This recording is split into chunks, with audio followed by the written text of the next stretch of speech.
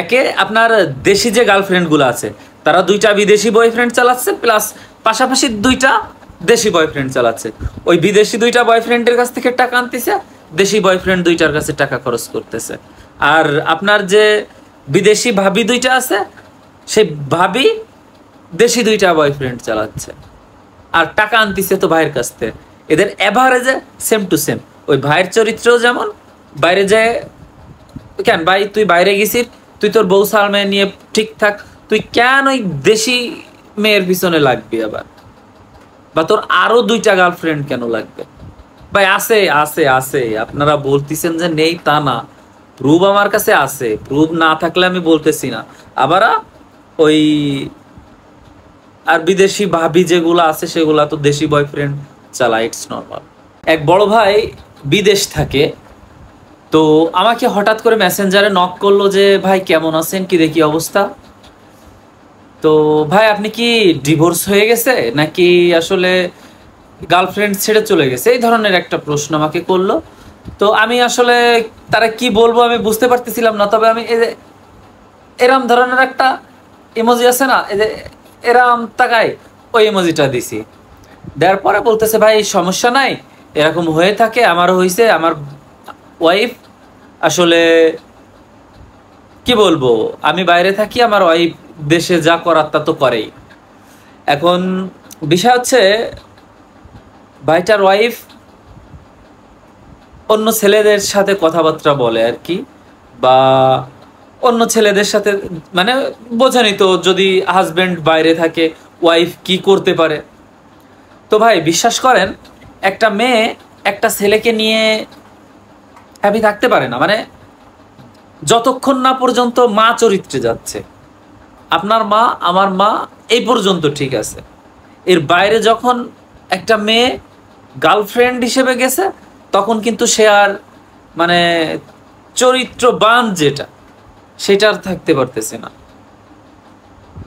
সবার ক্ষেত্রে না, সবার ক্ষেত্রে না, 100% ভালো মানুষও আছে, 100% ভালো মানুষ, মানে যাদের মধ্যে 1% বাজে কোনো মেন্টালিটি নাই, 100% ভালো মানুষও আছে পৃথিবীতে।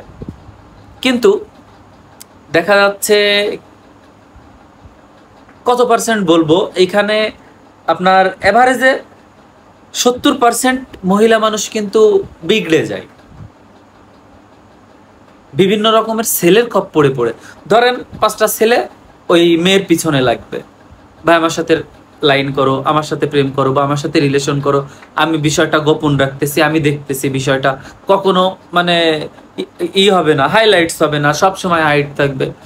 এই ধরনের খপ্পরে পড়ে ওই মেয়েটার সংসার ধ্বংস হয়। আর ওইদিকে যে পুরুষটা 18 ঘন্টা পরিশ্রম করতেছে, ভাই এটা কিন্তু আমি বলতেছি না, আমার মন গড়া গল্প না, একটা ভাই আমাকে বলছে তাই আমি জাস্ট বলতেছি। তো এদিকে এদিকে দেখেন অনেক মেয়ে আছে।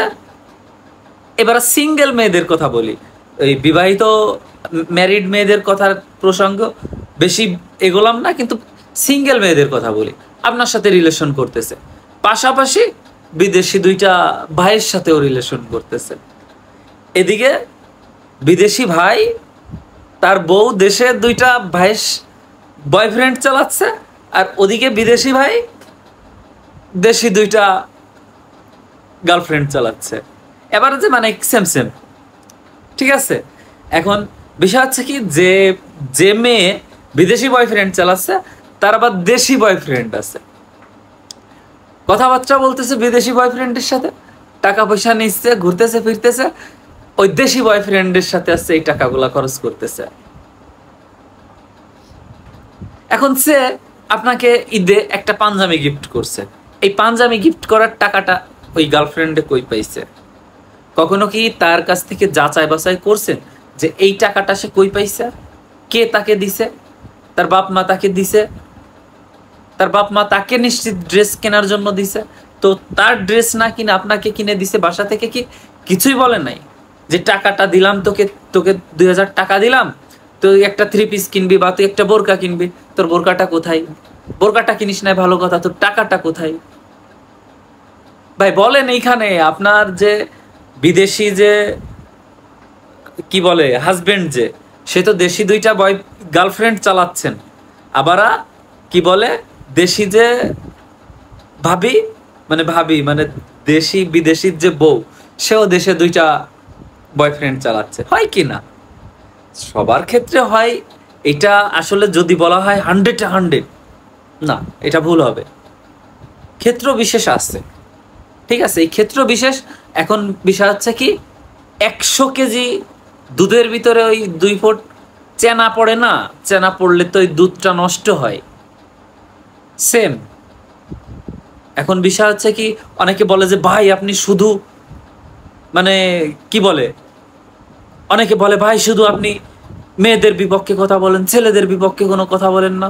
তা ছেলেদের বিপক্ষেও এইটা, যে বাইরে থেকে আপনি দেশীয় 3-4টে গার্লফ্রেন্ড আপনার কিসের দরকার? আপনি আপনার বউর পিছনে টাকা না খরচ করে আপনি দেশীয় গার্লফ্রেন্ডের পিছনে টাকা পয়সা কেন ঢালেন? আপনি যে দেশীয় গার্লফ্রেন্ডের পিছনে যে টাকা পয়সাগুলা ঢালেন, সেইগুলা তো আপনার বউরে দিলে আপনার বাচ্চা কাচ্চা নিয়ে সুন্দরভাবে সংসার চালাইতে পারে। আপনি তা করবেন না, আপনি বউরে ঠিকই বিলাসিতা দিবেন না, বউরে ঠিকই কাজের বুয়ার মতন রাখবেন, আবার দেশীয় গার্লফ্রেন্ড চালাবেন।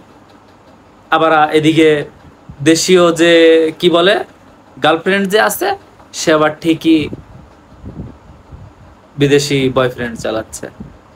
মানে এভারেজে আপনার বিদেশি যাদের বউ আছে তারা দেশি গার্লফ্রেন্ড চালাচ্ছে, আবার দেশি যে গার্লফ্রেন্ড গুলো আছে তারা বিদেশি বউ মানে বয়ফ্রেন্ড চালাচ্ছে। এখন সবকিছু মিলায় স্বাভাবিক হইতে গেলে এগুলা বাদ দেন, ভালো হন, নামাজ কালাম পড়েন, আল্লাহর পথে চলেন, চলে স্বাভাবিকভাবে জীবনযাপন করেন, জীবন সুন্দর।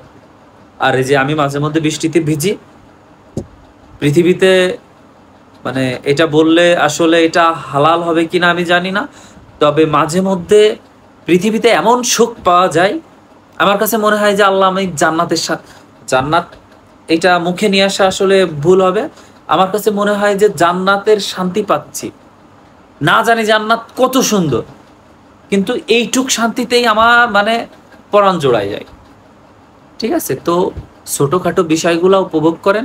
রাস্তায় বৃষ্টিতে ভিজে যদি আমি শান্তি আনতে পারি, তো আপনারা লক্ষ লক্ষ টাকার ভিতরে থেকে শান্তি আনতে পারবেন। ধন্যবাদ সবাইকে।